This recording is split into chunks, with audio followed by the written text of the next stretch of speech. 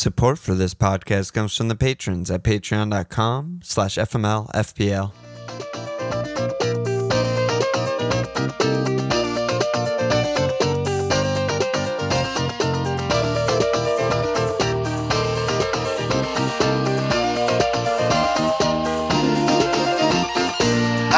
Okay, welcome to FMLFPL Alon.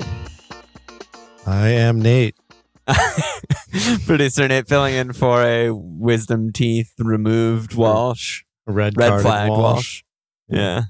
Bloody. Suspended. Bloody Walsh. Swollen Walsh. Can't talk Walsh. Yeah, thank you for filling in. Pleasure to be here.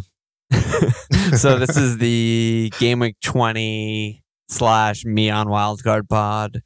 Last game week for a while. We've basically ended the pile up here, then 2 weeks off before Game Week 21.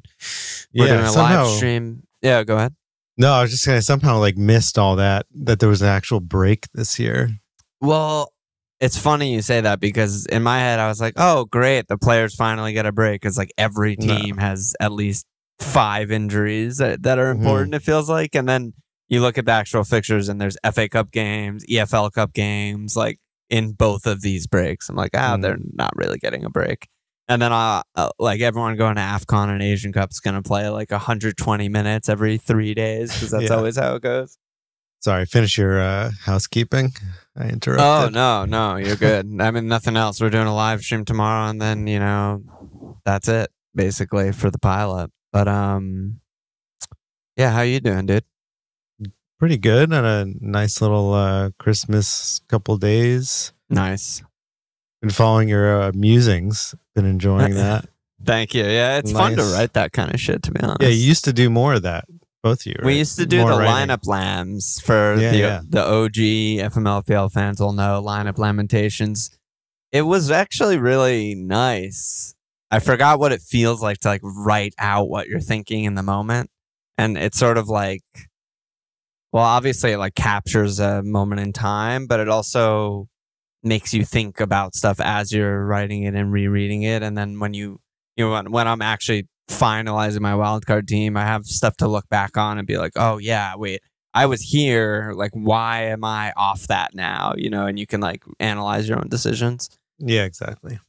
It's published and time stamped, so you can really easily just pull it up and just go through your thinking and see where you landed. Yeah, it's very much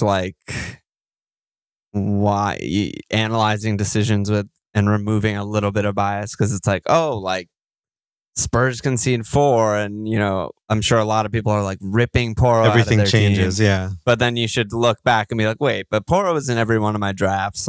Why am I doing that? Right. Especially the last couple of days, a lot of emotional responses happening, I'm sure, from everybody. Let's pull up Team Nate. Oh, wow. Never before seen team producer Nate here. Doing pretty well, I would say. I started the season pretty well, then had a couple of bad weeks, and now I've just been kind of treading water, slowly improving, really tiny green arrows the last 3 or 4. But this week you got a chunky green arrow. That's 100K. So was it? Yeah, I mean, I don't know if this shit is updated. Probably not. But you went from 460 to 380. So yeah. That's a nice one. 373. I think anytime you bring in Johnny Evans, you can expect a 100K green arrow. It almost worked out. He almost had an assist. That was just I was just been look at my bench. I mean, my red bench flag, this week was Lascelles, Palmer, dark Chukwuemeka, orange flag, and suspended. Another red flag, and Evans was I don't even remember, some other red flag guy. Easy. So I just needed another. Yeah. Oh yeah, Raya's been great. Raya pen save to bail you out there. Yeah. Pad my stats. Yeah. I was really, honestly, I mean, when I saw Ben Rama was taking it, I was like, oh, Raya has this. They played together for years. He's definitely going to finesse it to the right. There you go. And Raya was like, okay. Yeah. They probably have practiced 100 pens against each other or something. Yeah, it was just the perfect pairing for him. Yeah. You transferred out Lamptey and Simi. Oh yeah. So you were just flagged up your ass, and +9 I'm just, on Evans just and digging all the trash out of my hole here. And accidentally leaving your cap on Ollie almost worked out really well. After Mo blanked, it was like, it's probably better, Yeah, lost a couple points there, but whatever. No big deal. Ollie's been fucking. I'm sure we'll talk about him at some point. Yeah, frustrating. Yeah, that's a test of patience right there. I'm on 42 this week. Very small red arrow for me. Once all the, auto subs and shit settles. Stones, again, I finally get a start from him, and he comes off injured. 3 consecutive 1-pointers for me. -15 on the Stones over Poro transfer. And then I also brought in trips for 2 good fixtures. 3 total points in 2 game weeks, and just fucking unbelievably bad transfers. Like, pretty much anyone I would have brought in instead of those 2 would have been better.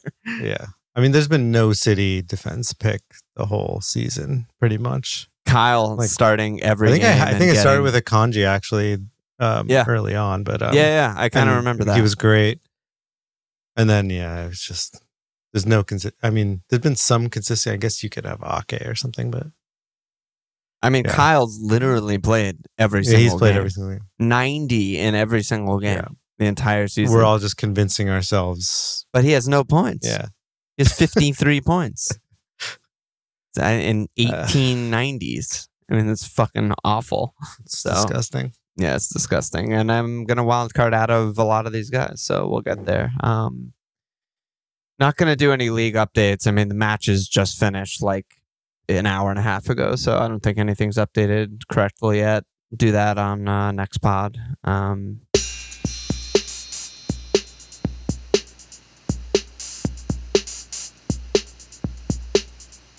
So I guess we should just start with my wild card. I don't know. We got questions in like different position groups, so I kind of broke them down like that. Okay. It's too bad that Walsh isn't here, because the first bunch of questions we got were on keeper, and that's Walsh's favorite topic. Shit, yeah, he loves keepers. Yeah, I mean, Dyer said Emmy Martinez. Sigurd said I just popped my wild card. Who do I get for keepers? Neto, the keeper for wild carders. Bolter said either I play Dubravka and his horrible fixtures, or I get Bob replacement, Bob Sanchez. I guess he still owns. Is Raya just the obvious best keeper to get? I don't know. Do you feel strongly about any of these guys? I don't feel strongly about keeper, really. Yeah. I mean, Same. Pickford still seems good. Yeah. I mean, Everton's just solid. Raya's the best, I think. Allison, Raya. I mean, Pickford's fine.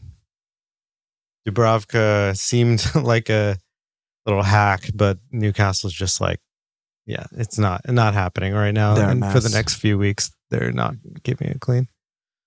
Yeah, I mean, the thing why not have him? Like, why not just hold him on your bench? Yeah, I mean, I'm definitely going to hold him. I think whether he's my starter or my backup depends on like the rest of the team, if I feel like I need the money or not. The thing with Dubravka that I was just reminded of, as Areola gets like a fucking 11-pointer against Arsenal. He was unreal. He was so fucking good. It's like, we always try and rotate keepers. We always try and play fixtures, and it's just a nightmare. It's such a nightmare position. Like, it's the only position where at Arsenal you might get a bigger score than home Sheffield. Like, and in every other case, the point ceiling is very much lower in the at Arsenal fixture, but in keeper, it's just like, that's when they get the fucking dumb haul.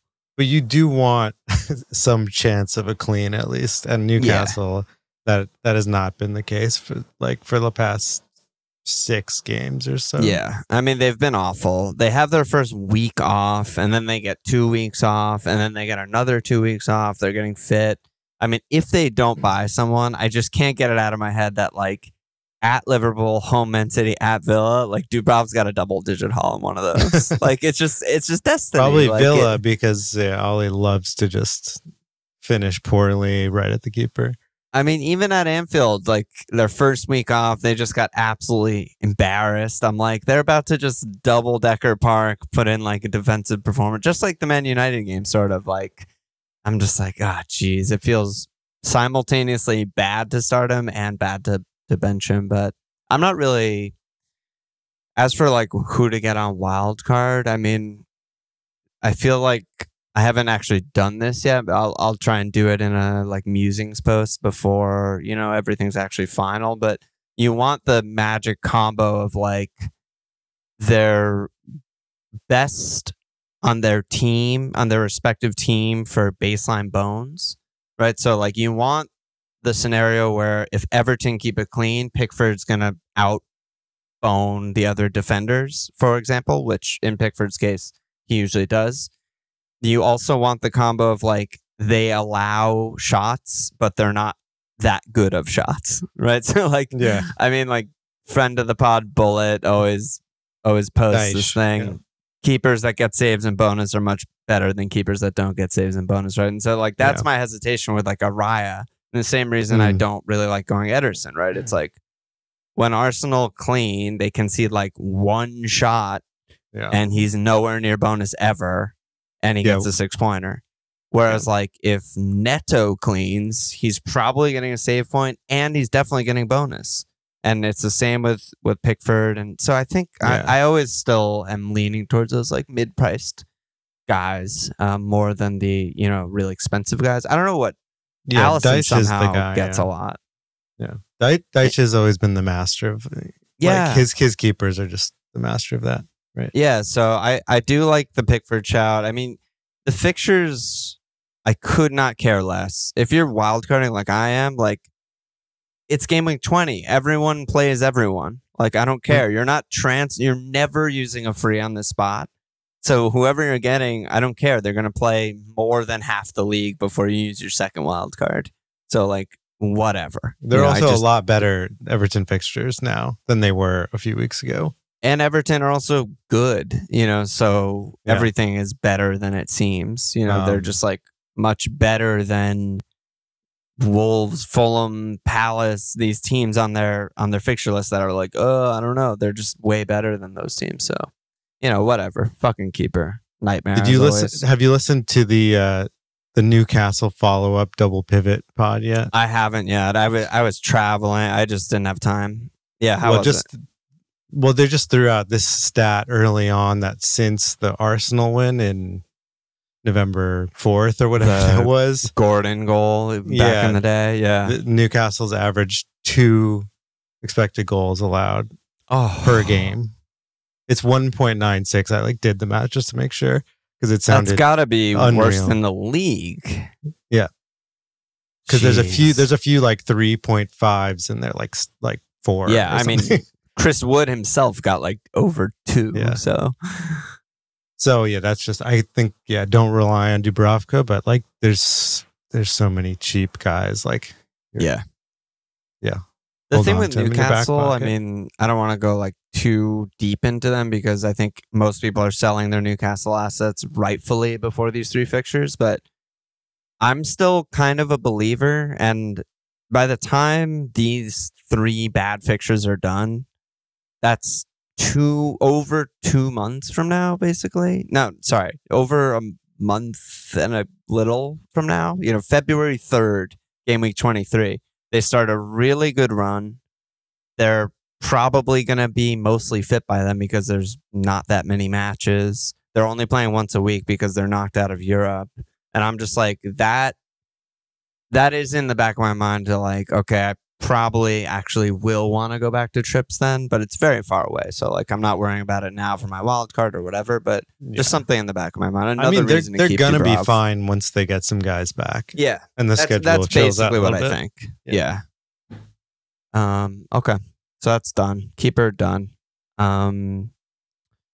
Let's talk about Arsenal quick before we do next position, because Andy said, wildcard chat regarding my third Arsenal guy. I'm currently keeping Saka and Gabriel, having such a hard time and feel like I'm getting it wrong between White, Odegaard, Raya for my third guy. And I feel like it's going to be plus or minus 20 points over the next 4 game weeks. It does feel that way. I mean, who do you think you would go for in an imaginary world where you're on wildcard? I mean, Arsenal have the fixtures. They're not losing any of their top guys for AFCON or Asian Cup, so it seems like a good place to go. Well, yeah, well, if anything, it's kind of like that those two cups are kind of cementing the back four even more. I mean, Tomiyasu's kind of injured anyway, but he's close to being back, but he's about to leave. Partey also, he's been close to back for like 2 months or whatever, and if he's fit, he's going straight to Ghana. So yeah, the back four is, is what it is. So it's kind of a grab bag though. Like, I still think going anyone over Gabriel is probably overthinking it. Okay. Like, I don't know if White is really. I mean, in these games where we're really pinning the other team, like he's kind of getting forward, but really, since Zinchenko is really locked into left back, quote unquote, White is really more of like a right center back. Because it's really like either the back three is either Saliba, Gabriel, Rice, or Saliba, Gabriel, White. And so he's occasionally making those runs down the end line, but like I don't know if it's really like more than the amount of corners we're getting, which is a lot. And Gabriel's always been, I think he's like one of the highest goal scoring defenders in the league since he came to the Prem.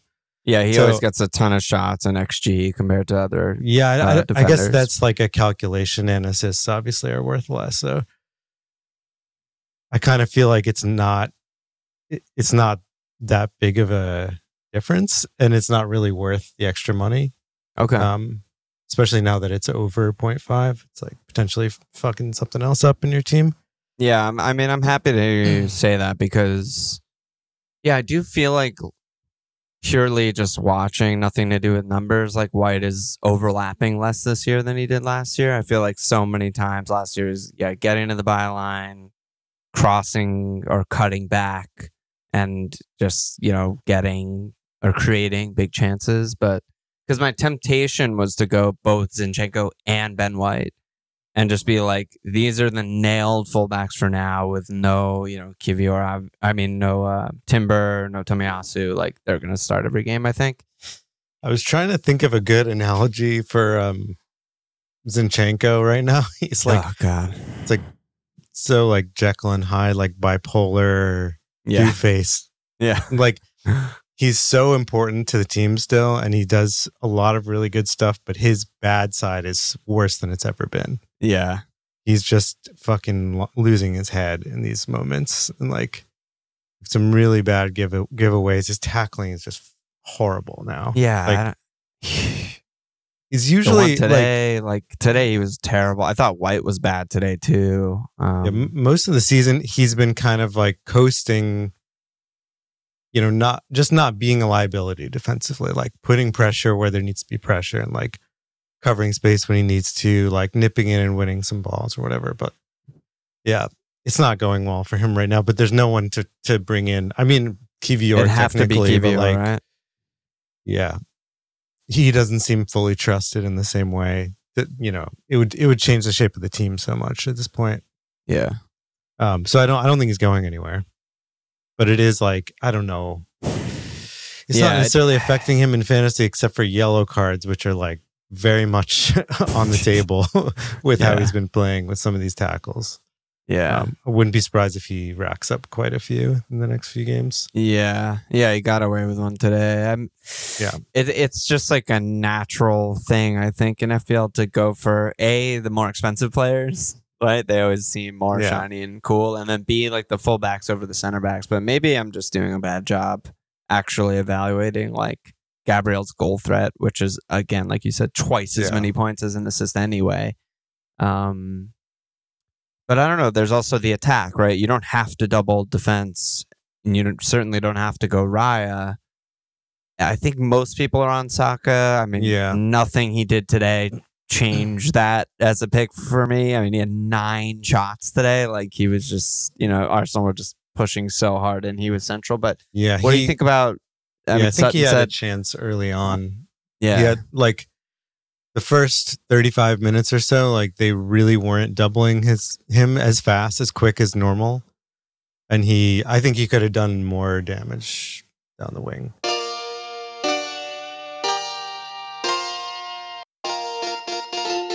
Yeah, he basically got 2 good chances in the first like 30 minutes or something, maybe 40 minutes. And then he just took some other shots. But he's capable of scoring those also. You know, I like to see the volume. But Sutton's question was, are we sure Saka's a better pick than Odegaard? I'm curious what you think of Odegaard, who had like that weird kind of slow start to the season, possibly a concussion. And then now he just looks fucking incredible again. Yeah, basically everyone assumes he was not 100% fit for like the first 2 months. It was a while, at least. And because there's just like, it's like a switch got flipped, you know. The 3 weeks, I mean, it's 4 games, but 2 weeks or whatever. Like 2-3 weeks ago. He looks amazing. I mean, I don't think it's clear between them. I was considering bringing Odegaard too, but like, Saka's so expensive now. But everyone has money, right? Everyone's getting rid of Mo this week or next week, and getting Son this week or next week, right? So no, I don't. I think it's tight for sure. I still think Saka's going to get more shots. You know, period. Odegaard might take them better. He obviously has really good technique and can finish and is creating. I mean, all these little like flicks and back heels they're flowing. So someone's got to finish a fucking chance one of these days. And you know, the way it's been for us this year, it's kind of like if one person scores, everybody scores. Like we either have games like this today where like we nick one or the other team nicks one, we can't fucking score. Or it's 5, 4 or 5. Yeah. Like some of the Champions League games. But yeah, Saka edges him a little bit, but it's still a toss up, I think. What do you think just in general about like doubling the attack versus doubling the defense? I think like what we've seen most of the year is just like a really conservative kind of control-y, keep a clean sheet type of setup from Mikel, but like, I don't know, are you seeing like enough of a spike recently in the attack that you're like, I expect like cleans to be not as consistent, but like we're going to start scoring a lot of goals in a good run? I don't think I would double at this point unless a double attack. Oh, okay. Unless somebody like Jesus, Martinelli, or Kai like start to really. I mean, Kai. I've been having my eye on him. He's looking pretty fucking good. Yeah, and it's his role too. He's like basically second striker. Yeah. He's camping out on that back post for all those soccer crosses. Like I think this game today, like we really needed him. Yeah. Like Trossard was just like, he's just such a different presence. He was like, you know, some of the trading off with Martinelli is nice. Like it kind of confuses the defense, but it's not the same as having this other outlet up there and like so much more control in the box and the aerial threat. And he's just been playing well in general. Like finally just kicking the ball, making contact with the ball confidently, which he took him a while. But I think I would maybe wait until like somebody else starts popping off a little bit more.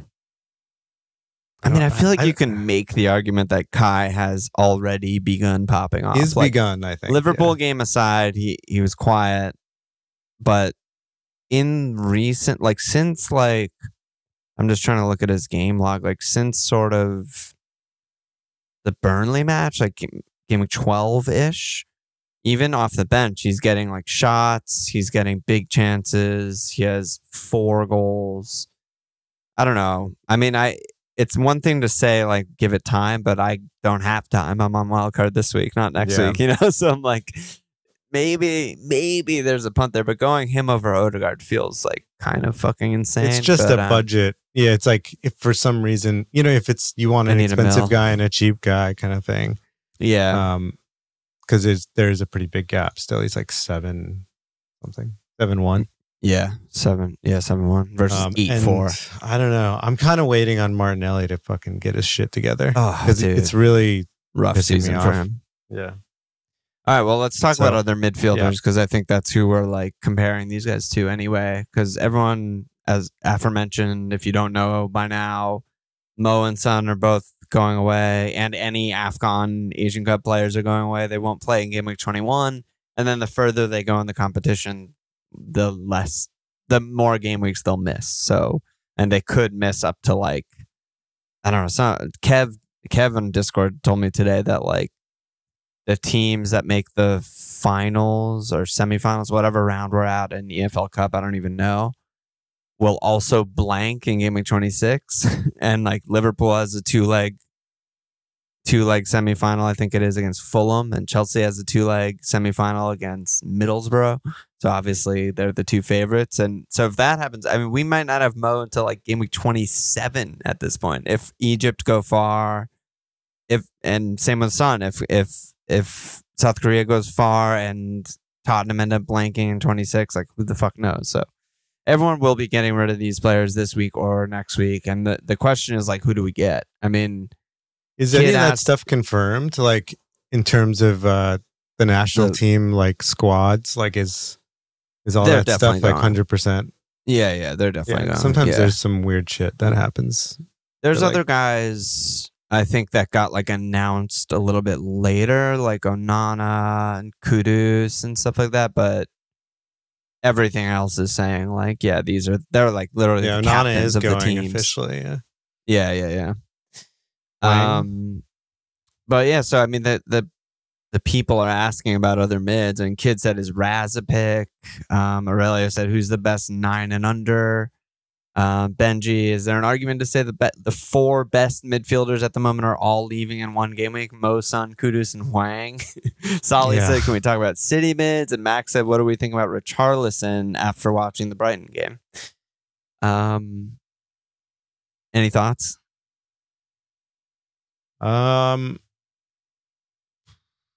Bowen's feeling pretty fucking good. I mean, TBD on the Kudus-lessness of it, the impact of that. But I mean, he's the striker. He's like the main man more than he's ever been for them.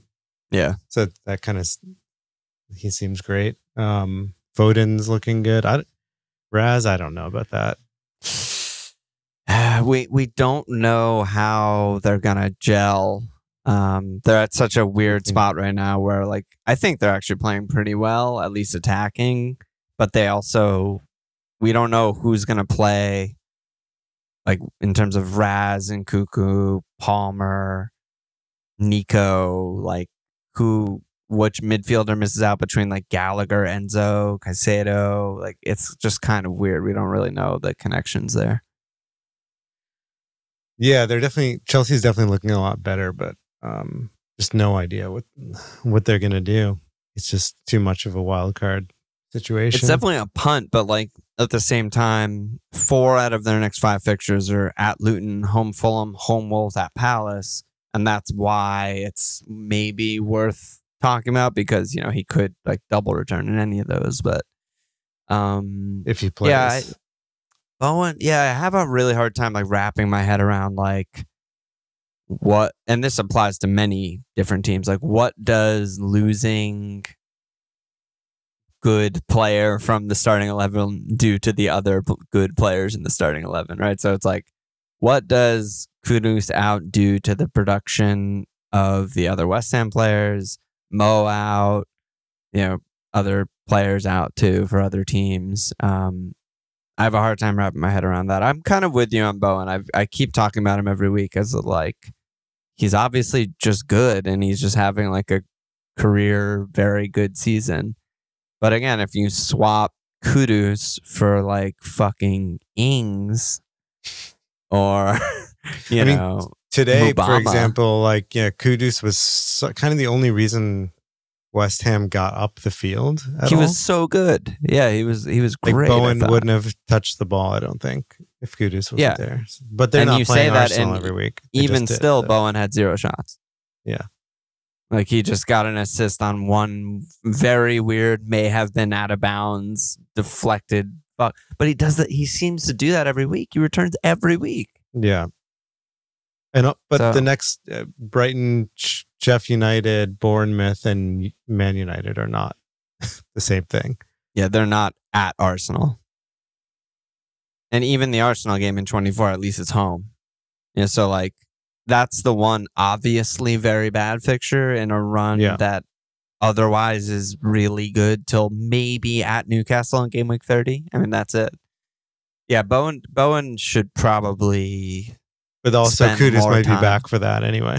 Yeah, right. Kudus will be back by, That's so far at from NFO now. in 25. It's like 2 months away. Latest. Yeah.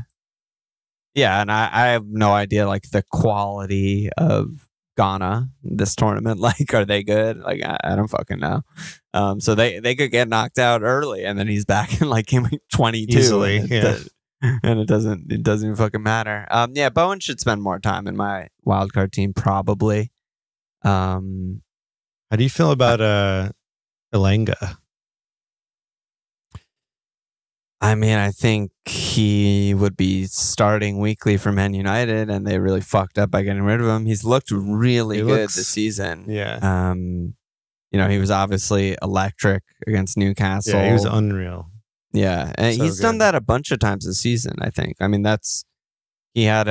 he's had like a couple double return games, and then he's had, some goals, and those are basically all on the counter. That's all they do is counter, but he looks great. The fixtures are bad, but, for the price, who's getting Alonga, I guess is like my question. Like I guess people are doing like Gordon to him, or like, if you don't like him over Palmer. Yeah. What, you don't like Palmer? You think no, I do. No. I said, are you getting him over Palmer? Yeah. Like I would rather have Palmer, but there are Palmer's many been a machine for me. Non-believers also. Yeah. Yeah, I mean, Alonga. Also, there's like Garnacho. Like there are like pretty good cheap mids. I just don't think either of them are better than Palmer. And then I don't know if, and this is like kind of a wider discussion that's kind of hard to talk about at the same time, but like I also don't know how many midfielders are better than the really attacking defenders that are on offer. I'm not counting Trent. Just put him aside. Trent should be in every team. Ridiculous. But then there's like Porro, Estupinian, Moreno, and these guys are just like, I don't really expect a clean ever, and I also kind of expect an attack and return every game. Trips is as good as the last two of those guys you named. Yeah, Trips right now, even with the bad fixtures. Yeah, so like he's just so attacking. It's hard for me to compare those kinds of guys who usually in a normal FPL season I wouldn't want because the defense is so bad and the cleans are so unlikely, to compare those to like mids that I'm not that convinced on. Like Bowen is good, but like Raz is a punt. Like Foden looks really good, but like who knows when Kevin Holland come back? He might be good for 2 weeks and that's it. Who else have we even been talking about? Like Elanga, Garnacho, Richarlison, who plays 60 minutes a week and is losing Son. Like how do I compare those mids to those defenders is something that I'm going to be like wrestling with a lot. What almost feels like, we can get all these expensive mids. Like it's like a treat. Like, we can get Foden and Raz and Odegaard and Bowen and Saka, and I can afford all these guys because they cost a lot of money. But like, is Garnacho and Palmer and Elanga, are they all better? They might be. They might like be. In FPL.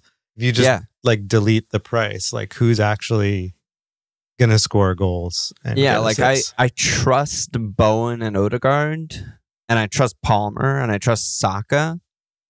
I don't know that I trust Odegaard to score more points than Palmer. Like I actually agree. I agree. I meant just trust as like even just like in general as like an asset who will occasionally return. But like, in terms of like rich, Foden, Raz, whoever else people are looking at. I'm kind of blanking right now. Kind of stretching just because you can. Yeah, whereas like I look at Porro, who conceded 4 goals today and was bad, and then gets an assist and 2 bones. Yeah. And like he just shits out a 5-pointer, like in a garbage time 5-pointer, a backdoor senor. And like a Stupinian plays his first 45 minutes in months and just scores a fucking worldy banger because he basically is their left winger. And I'm like, even if they're cleaning as infrequently as they have been, I mean, Brighton have literally 0 cleans. Porro and Spurs have somehow scammed into a few cleans. Like whether it's 1 in 5, 1 in 6, whatever, just their attacking intent is like kind of similar to like these other mids that we're talking about. Or the numbers. Do you think Stupinian's like starting the next game? Well, originally I would have said like if he started today, I was gonna say like definitely not off such a long-term injury and then a really short turnaround. They play Tuesday. I guess it's not that short, but like, you know, shorter than ideal. But he only played 45. Seems like Igor might be actually hurt and Dunk is suspended. I mean, he's got to play, I think. Yeah. When he's fit, I mean, they just don't have that many just guys. fucking drives him into the ground. I don't even know who these guys are on their page. I mean, I know Van Hack and Estupinian are, but Igor, didn't know who he was until today. Yeah, they bought him from Serie A, I think. And some guy named Jackson. Been okay, Ben Jackson, never heard of him. Yeah. Lee Kavanaugh. Yeah. Just generated player. Generated football manager. And they said, I retweeted this, but they said today, 6 of the Brighton players who played today weren't alive when Milner made his debut.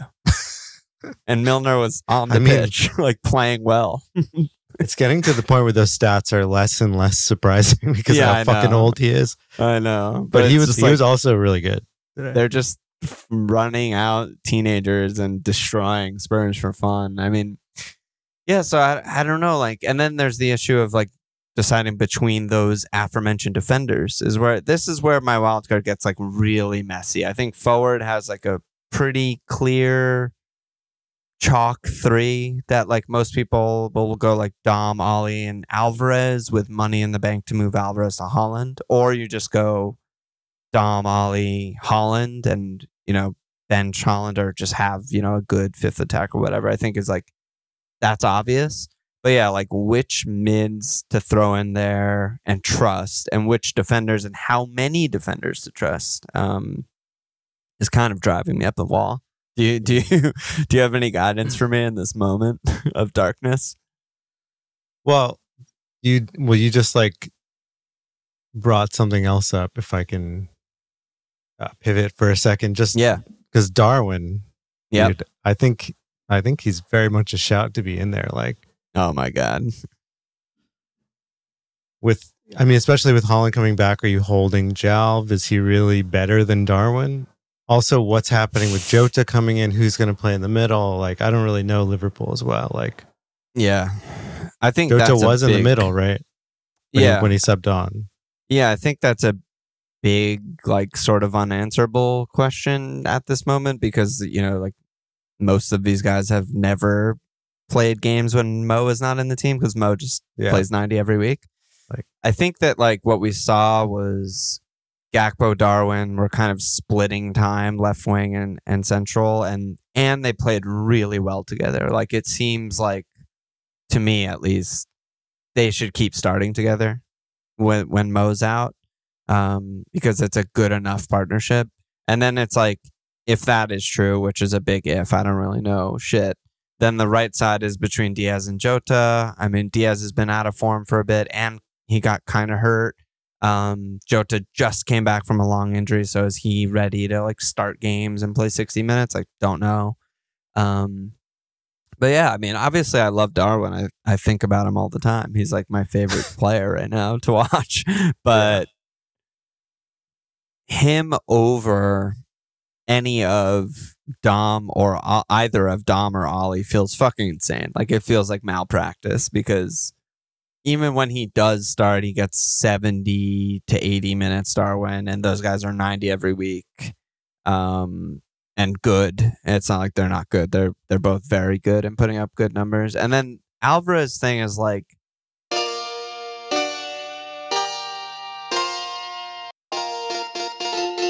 no, I don't really want him when Kevin Holland are back, even though he did start when they were both fit, but that's a whole different thing. But I do still want him, assuming Holland isn't ready to start for like home Chef U this week. But like maybe in the same way that like I'm not that fond of booking transfers, maybe I should just like jump the gun on Alvarez and be like, whatever. He has one good fixture and then I don't want him anymore because Holland will probably be back. But like, I don't know. Because he might also be my captain this week, honestly, Alvarez. Really? I mean, he's home Chef U. I haven't looked that closely, but like he's definitely in the conversation. Yeah. I've just never seen him as like a hat trick potential kind of guy. Like a real big. I mean, it has some hauls, but I don't know. No, that's fair. I mean, he's more of a. I think he's more of like a goal and an assist or two would be like his haul and max bones. He's really good on bones because he's kind of number 10-ish, kind of false 9-ish. And, he has a 14-pointer. He just got an 8-pointer. Like, you're not mad at that as your cap. But I agree. I don't think he's really I think hat trick. Mo home Newcastle is pretty amazing. I know. I just don't think I'll have Mo. Is the Darwin. Weird thing with being on Wildcard in this weird week. I don't know. I think a lot of people will keep Mo and just plan for a double move of Mo out and then a forward maybe named Alvarez to Holland. But I just, in my tinkers, I couldn't figure out a way to like keep Mo and build a team that I want that's ready for a switch to Holland. And I don't want to, I'm hesitant to book one transfer. I'm even more hesitant to book like a double change. Yeah. So I don't know. We're kind of all over the place, but but your original question was just what to do in midfield, basically. Yeah. It went from what do we do in midfield to what do we do? We think of the midfielders versus defenders to which defenders to which forwards. What are you on right now? It's your latest musing didn't have a draft in it. Fuck. I should have probably had this open. I forgot to open it before we started. I mean, the latest one didn't have one. The musings before my midfield was Jota, hold Son, hold Saka, Palmer, Garnacho on the bench, and then Jota was just kind of a placeholder. I mean, he could be any of the mids we talked about, whether it's Bowen, Foden, whatever, Rich. I've gotten less into the idea of holding Son. I just don't really. What I wrote is like it feels like a decision based on fear. Like I'm just literally scared that he's going to get a triple return and I'm going to go down a lot because he's so heavily owned and probably captain this week. But like also he's playing winger and like Spurs aren't that good and Bournemouth are good. And I'm just less into the idea of like holding him. If you count a free transfer as like roughly 4 points, I'm like kind of rather just have someone and 4 points than hold Son and have to deal with him in a week. Yeah, I mean, I think I'd rather have Foden. I think. Yeah, I'd rather have Foden home Chef U, he's basically nailed, right? Like we don't expect Holland back, we don't expect Kev back. Yeah, I mean, in West Ham or home Brighton, like aforementioned 0 clean sheets on the season, Brighton, and like West Ham are gonna do literally exactly what they did today.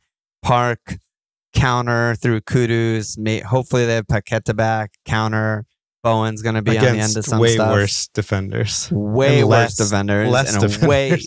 A way more open team that plays with 0 DMs as opposed to Declan Rice. It's and like, just lost their best center back. Yeah. Yeah, like I'd rather have Bowen, I think, also. So the more I've thought about it, and maybe I'll do another tinker after this episode or something, the less I think I'll be on Son.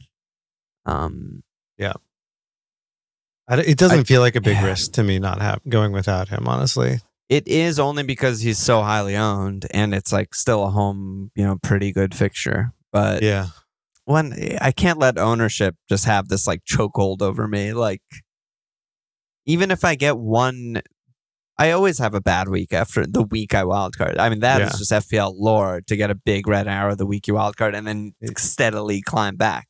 I have to trust that. I have to trust that I'm going to climb back and make good decisions. What do you think about Rich with no Son incoming? Well, what's it even gonna? What's their front line gonna look like? Kulu's out, right? I think it'll be he's only suspended one game, so let's just count him in. Like, I think it'll be left to right, Brennan, Rich, Kulu, and then assuming Matto's still out, it'll be Lo Celso will be like 10, Lo Celso, Sar, and then Bazuma, and then, the rest is Brennan, basically normal. Rich, Kulu with Lo Celso. It just feels like it's pretty Watford bad. Or something. Yeah, it's pretty bad. It's not good. Brennan's like, wait, my striker at NFO was literally better than my striker at Spurs. Like, what the fuck is going on here? I don't know. It's not. I mean, it's obviously he's a striker. I don't know. We don't need the value. 60 minutes. I don't think he's worth it. I mean, they're a very attacking team, but yeah. I mean, that's like really the I wish they had best thing you could say about them. I feel like is like, what happened to all their Brians? Who? Did they have multiple Heels and Ruiz? Not Ruiz. Oh my god! Guy. Yeah, that's old school. Like, they need another exciting guy, like another attacker. Yeah, if there was someone who could come in and like maybe outwork Son and be like an exciting new dribbly guy. Like, they have the Kane money, and it's about to be January. I don't know. Maybe they'll buy some. I mean, they kind of have to, right? They will definitely buy a defender. I think that's like nailed on. Not nailed on is if they will buy an attacker and if it'll be someone who's like actually good or just like a young prospect who Ange likes or something like that. They're just so fucked. Like, even Manor Solomon and fucking Solomon got hurt too. He was actually Harry, looking good too. Like, other guys who could be good on the wing are just not there. It's Matto if he was coming back. I mean, he'll be back soon, I guess. But maybe. We haven't really heard anything. It was just like original estimate. Yeah, I think like I'm not that into the idea of Rich. And again, like back to what I was saying before, I feel like I would just rather start like Moreno, Porro, and Estupinian than Rich. I mean, like, it might sound weird and I might be sitting with like a ton in the bank and my formation's definitely going to be weird. Like, I'm legitimately looking at like a 5-2-3 or a 4-3-3 or something, even in a season where there's no clean sheets. But I just don't have that much confidence in all of the aforementioned mids. And I do have confidence in all of these defenders that they're going to, run into random cleans. I mean, Porro already has, Villa already has, Brighton eventually will keep it clean. And they're so fucking attacking. I don't think there's a point of Rich. Yeah. When you could have Bowen, Saka, Foden, Palmer, Odegaard. Yeah. I'm with you. I mean, I'm with you. Yeah. Bailey Bruno is looking pretty good. Yeah. I mean, I was even like perversely looking at Rashford. I was like, yeah, he's been awful all season. Everyone knows that. I'm not like breaking any ground there, but he's a form player. So like, as soon as he starts looking good, I kind of expect Garnacho him to like, also. I don't know how I forgot Garnacho. I love that Garnacho. Pick. But like, Rashford's always been a form player. As soon as he starts looking good, he's like, he may go on a run of being really good. Yeah. And I thought that, based on his stats and highlights, I didn't see the match live. I mean, I thought he looked really good versus Villa for the first time all season. So maybe he's going to go on a run. Maybe that's a punt that I want to take. But I don't know. I just feel like, am I too high on the defenders, I guess, is maybe the question that I have for you. Like, no, am I too high on Moreno, Porro, Estupinian? No, but I don't think you have to think about it the way you are, in that it's like affecting your formation. Like, you don't need to start 5 guys. Yeah, it's just, it feels bad to bench. All the good midfielders are so cheap. Like defenders. I agree. It's worth making the investment in like the good defenders. Yeah, because all the midfielders that are good are cheap. So why not? But that doesn't mean you have to play a 5-3-2 or 5-2-3 or some weird shit. You know. It's just like, yeah, no, totally. And I need to play with it more. And I don't even know if how the money works out if I were to go that route. But like, it's just really hard for me to bench any of Moreno, Porro, Stupinian type of guys. Probably in the next like 3 weeks, 2 of those guys are going to be red flagged. Yeah, right. So it doesn't matter. You won't even have to worry. Yellow card suspensions. Having a deep bench is going to be great, and it'll feel weird for a week, and then something fucked up will happen to one of them. Yeah, that's FPL, baby. I also don't know. I don't think there's news on Dean's injury.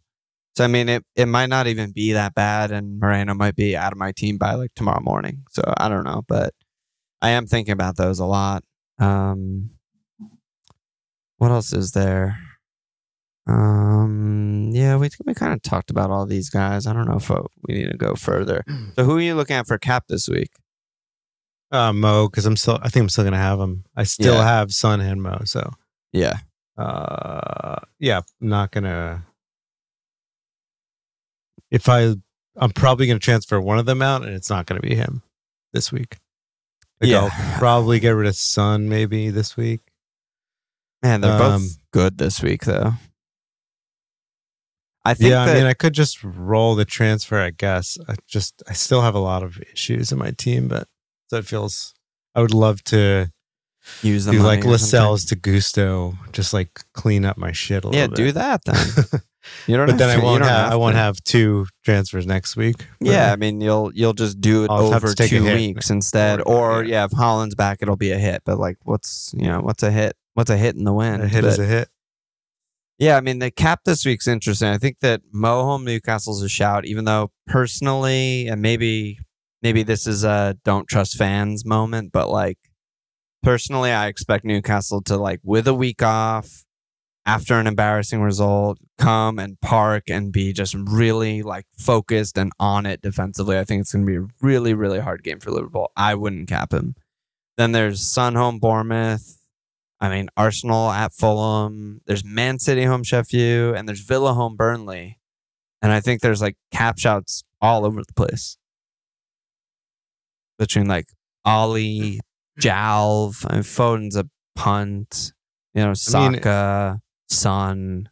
If Burn is starting again, he will. He probably will. Which I think he will. Yeah, because somehow Eddie didn't take him off in this game. No fucking idea how that didn't happen, but I mean, they're gonna have a field day. They just need like Trips is just like shooting himself in the foot every 5 seconds. Yeah, they need like a legit month he's off. Going like oxygen tanks for everyone and like blood transfusions for everyone, and then they'll be like good again.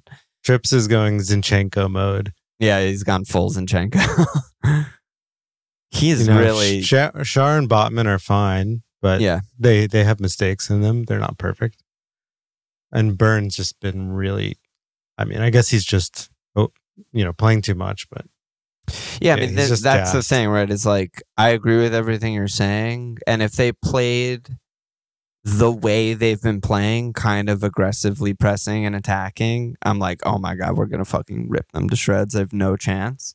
But if they're just sitting really deep and there's no space, and it's like Bruno G, Miley, maybe Joe Linton's back in front of them, and like the wingers always work really hard, I'm just like, then, Trippier's not going to have the chance to shoot himself in the foot. Like there's no space behind Burn anymore. And like, that's what I'm kind of expecting. That's like the natural, even Ten Hag was aware enough to make that decision to park, and it worked because of the 0-0, but like, United conceded like 30 something shots and 2.5 XG. So you could say like, well, Liverpool should have scored and won anyway, but it was tough. I mean, the good chances were hard to come by, and I kind of expect that. Fair enough. I don't really know where else I'll go. Yeah. unless I bring like a capable guy in, but a Gabagool in. Well, you have Son. You probably, I assume you have Ollie, right? I'm not capping Son. There's no way. Okay. Bournemouth's too good. Yeah, Bournemouth's too good. Bournemouth's too good. Spuds are not. What about good. Ollie? Home Burnley. I mean, Burnley. I'm done capping Ollie. It's not. Okay. I'm just not doing it anymore. Yeah, it's fair.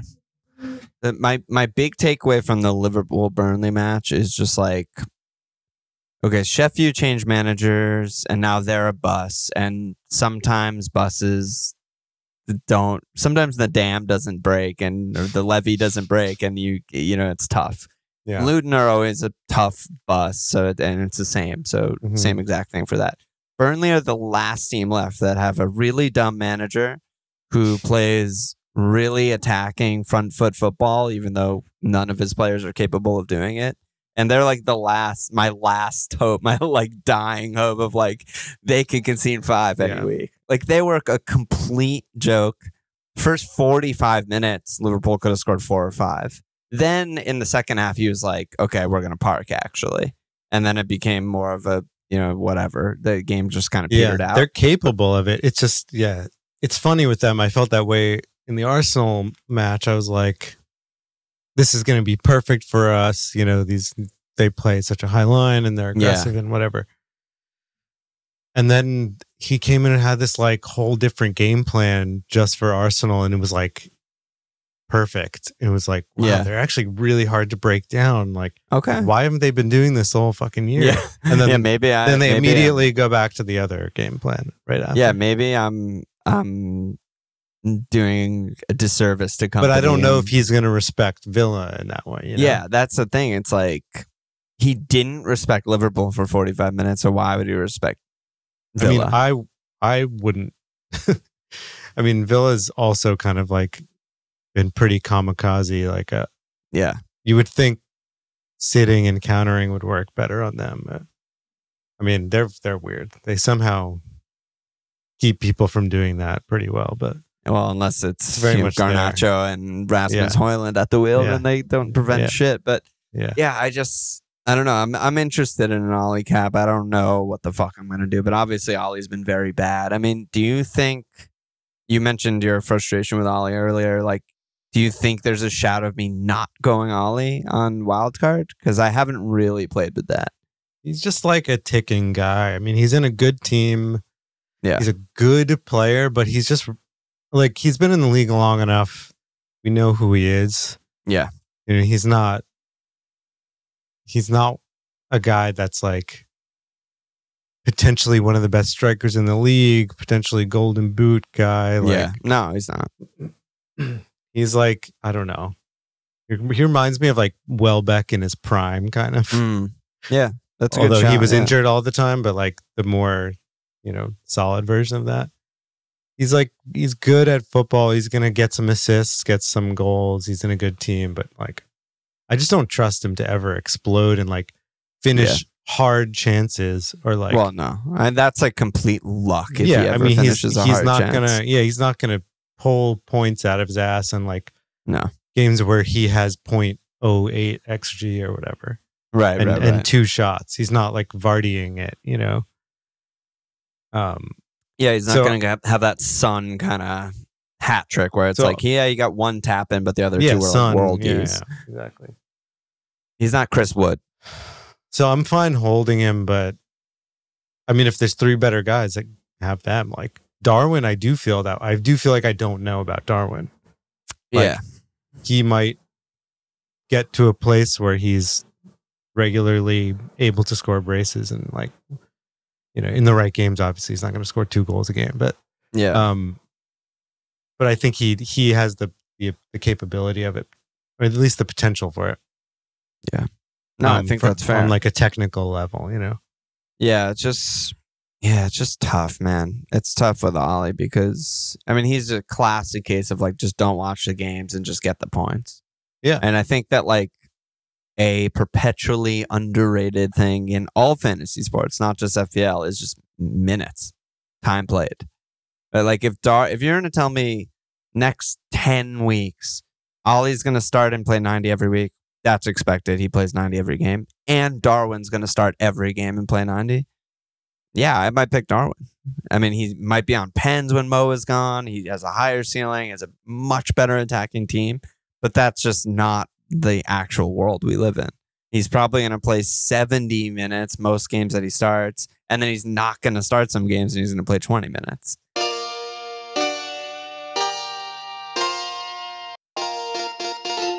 It's like a fucking...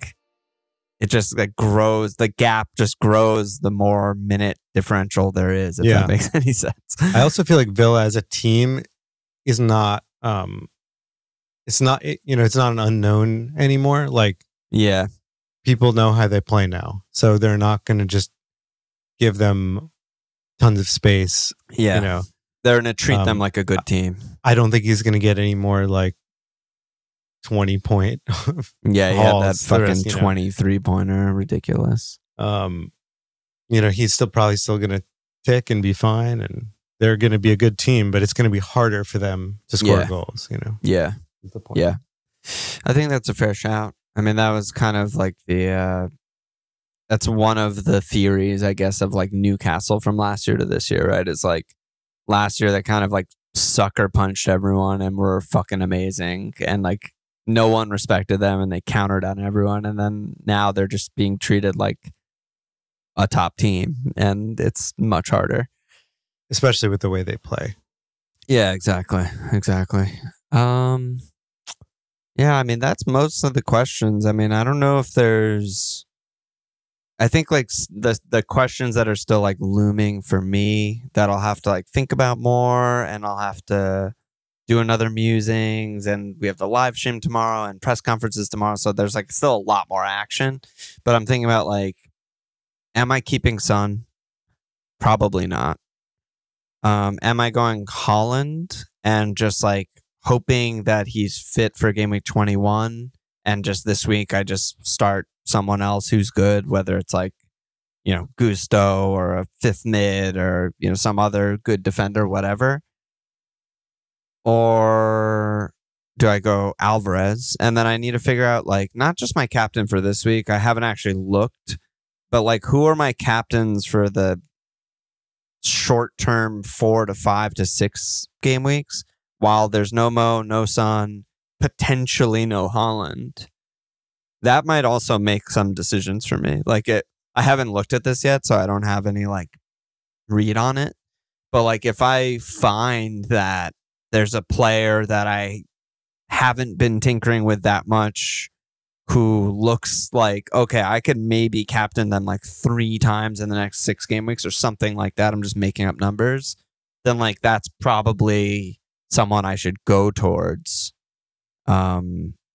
Yeah, so I mean, that's a good question. Like who are the captain potentials without those guys?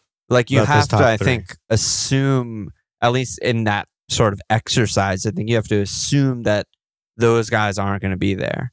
Because obviously if Haaland's back, then like whatever, we'd throw it all out. If he's playing, you're going to captain him the next like 5 game weeks. Yeah, for sure. Especially with their fixtures. I mean, I think they're really good. Newcastle, at Newcastle, home Burn. It's starting in 21. Yeah. Home Burnley, away Brentford, home Everton, home Chelsea. Yeah. At Bournemouth. I'm captaining them in all those home games. Pretty much all of them, yeah. Yeah, like most of those. I mean, Brentford's been horrible too. So yeah.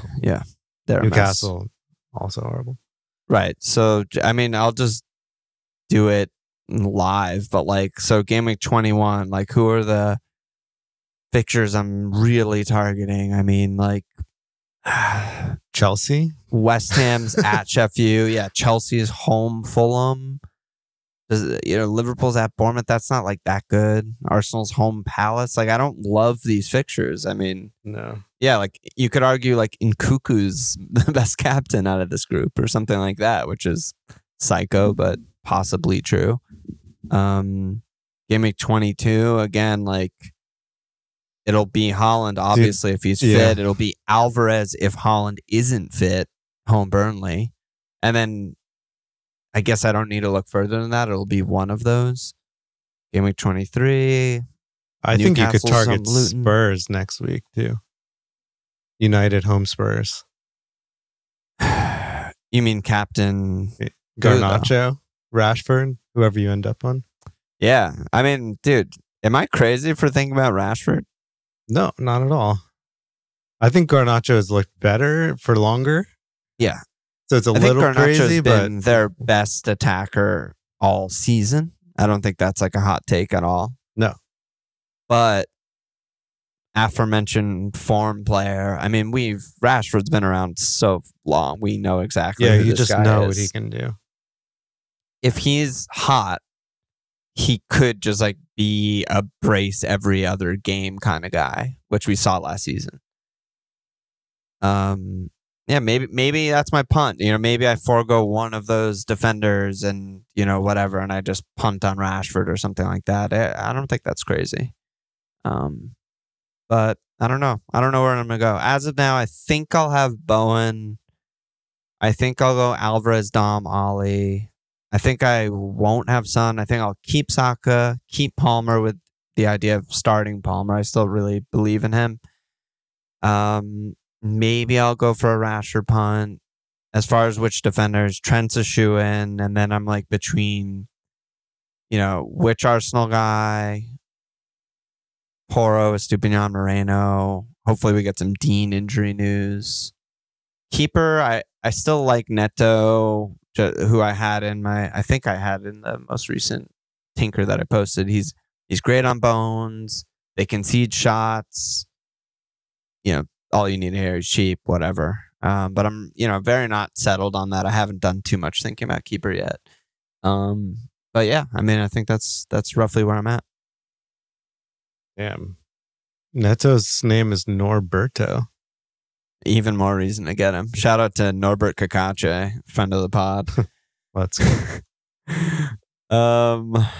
Yeah, is there anything else? Wow, this is so weird looking at my team without Mo. This is the first time since game week 20 something last season that Mo will be playing a game and he's not in my FPL team. It's been a long ride. It's a new day. Hopefully it doesn't absolutely fucking destroy me, but he might. Dude, it was exciting to see Sinistera back. Dude, every over the summer, completely every forgot other he day, was on Bournemouth.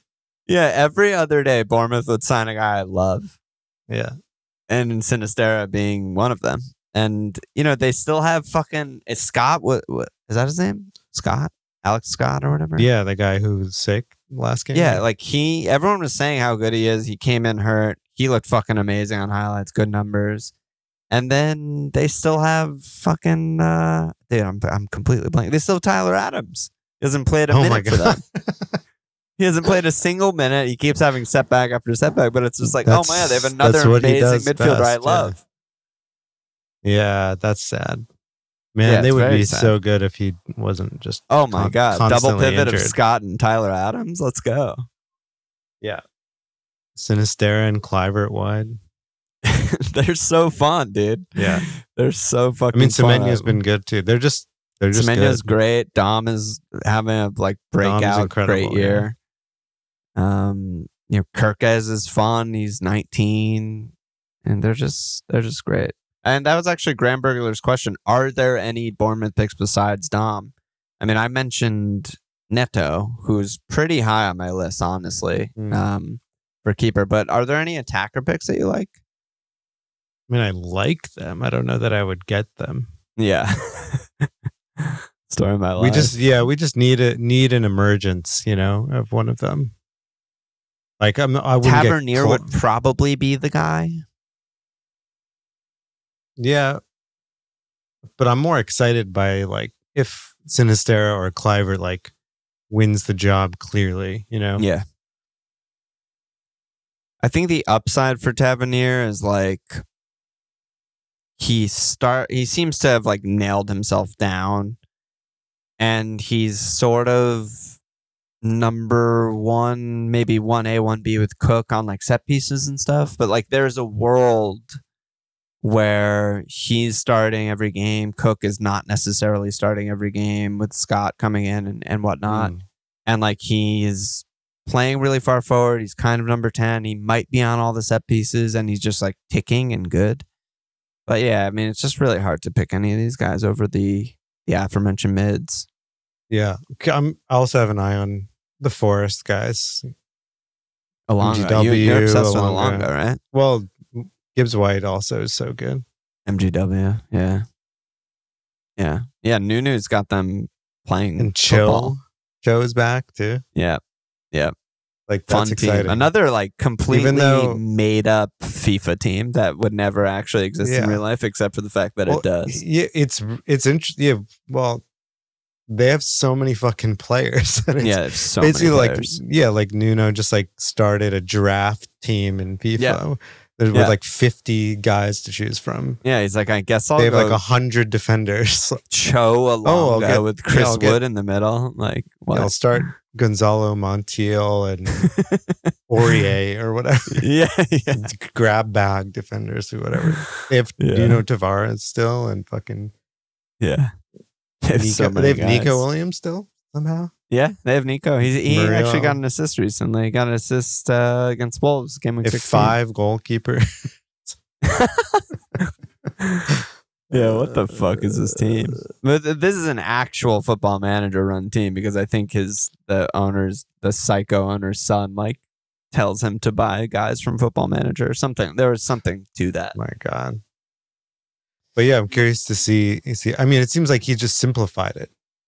Like, obviously he's a boring manager. He's not going to do anything too exciting, but they don't really need to. Maybe like just get your like back 6 to defend well, and then let your fast wingers let some three fast guys behind a striker and let them cook. Yeah. I mean, I feel like that's always the story. Like the old cliche new manager bounce. It's usually just like they do the most obvious, simple thing, and then it just works better. Yeah. All right, dude. I think that's about it. What are you doing with your team? Do you know yet? I'm still like putting out fires. So yeah, Lascelles to Gusto is on the table. Trips to Stupignon is on the table, but maybe next week. I basically want to make a little more. I have some money in the bank. I want to make enough so that I can just straight swap for Holland soon. Yeah. So I guess probably next week, go down from Mo and make a bunch of money off that. Yeah, Gusto I thought looked really good. And he put up numbers, and like he's just so obviously should be starting every game. Yeah, I had him for a run in like October, November, and it was great. I'm very sure, I'm medium to high sure that he'll be in my team. I mean, like, yeah, why not? He's 4-1 and he's very good, and Chelsea are pretty good and have mostly good fixtures. Yeah. There's no reason they're not very good at defending, but yeah, I mean, early in the season, I feel like they kind of were, and they were putting up at least good defensive numbers, but that just seems to maybe have gone out the window a little bit. They're such a weird team. I mean, they basically held Palace to very little, except for one gigantic fucking chance that Elise scored, but they seem to do that really pretty often.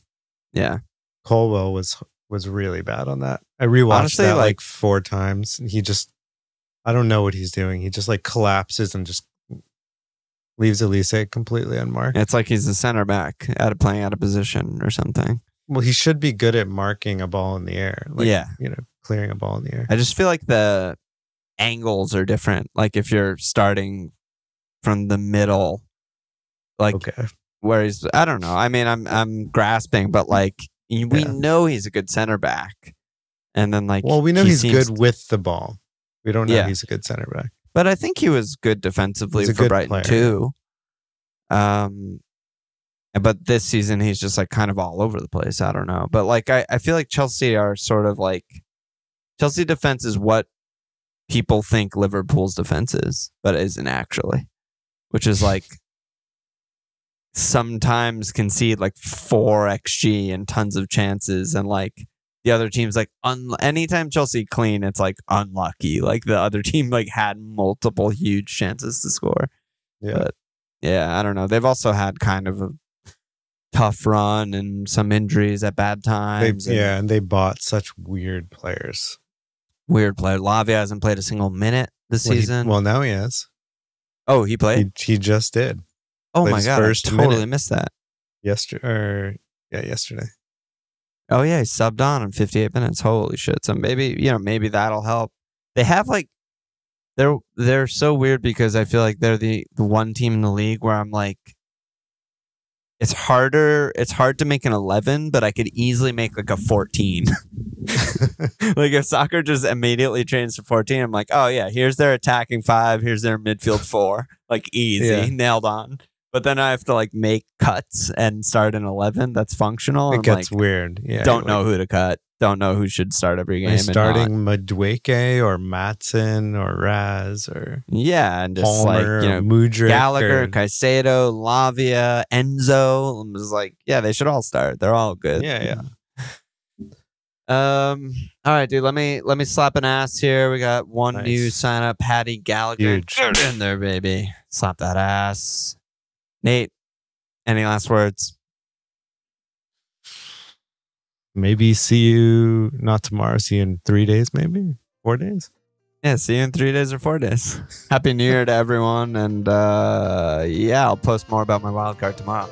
Check us out at FMLFPL.com. Follow us on Twitter at FMLFPL, sportspatreon.com/FMLFPL. Subscribe, rate, and